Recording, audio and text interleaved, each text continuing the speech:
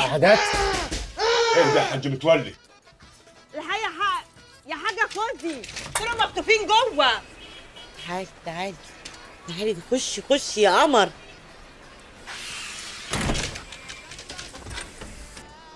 ايه ده يا أبلة؟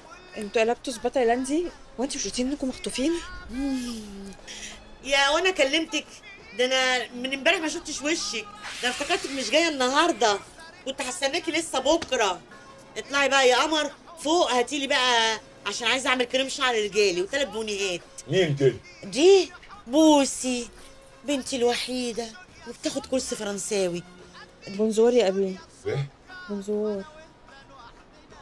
اطلعي بقى فوق. هاي. امان امان. بس يا حبيبة خاله. ازيك يا عبير؟ فين الولا صاصة؟ ايه يا حاج انت بتفطط الحصى اللي في وشك؟ ايه يا مدام شريهان؟ انت عامله لك وشك نينجا ترتر كده ليه؟ لا ده انا اللي طالبه منهم. يا كريم يا كريم.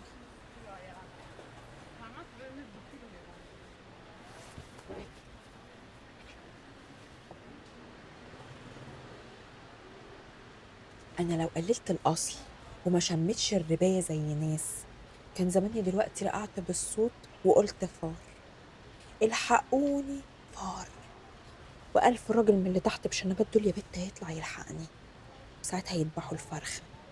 لكن انا امي علمتني حاجتين الله يرحمهم عمري ما انساهم. اول حاجه ما عدتش في واحده صاحبتي كلت معاها في صحن واحد حتى لو ما بطيقهاش وهي قليله الاصل. تاني هام، لو السما دي اتطربقت على الارض ما بصش لراجل يخص واحده صاحبتي ولا حتى رميله بياض عيني. بقول لك يا بوسي انت هتصدقي نفسك؟ انا رقصت مع الافتتاح كله على فكره، انت يا اختي اللي دخلتي في النقطه دي. وعلى فكره هو اللي شدني اصلا عشان ارقص معاه. ولو هو يا بت اللي شدك عشان يرقص معاكي انتي تقولي له لا.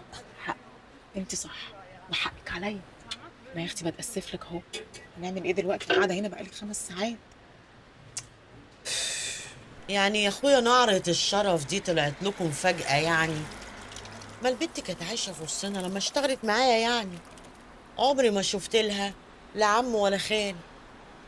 ما هي كانت خفيانه، ما نعرفلهاش طريق جره.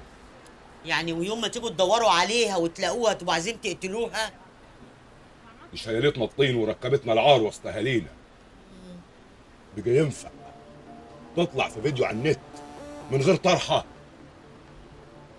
طرحة؟ طرحة ايه؟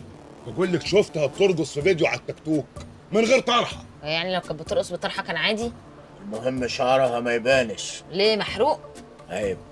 عيب بس التعبير ده، انا بحترمك. عيب. ثواني ثواني، يعني دخلت المطاريد دي وعامل فيها طوفان الدقن وهتكسر المحل على نافوخي عشان البت طلعت في فيديو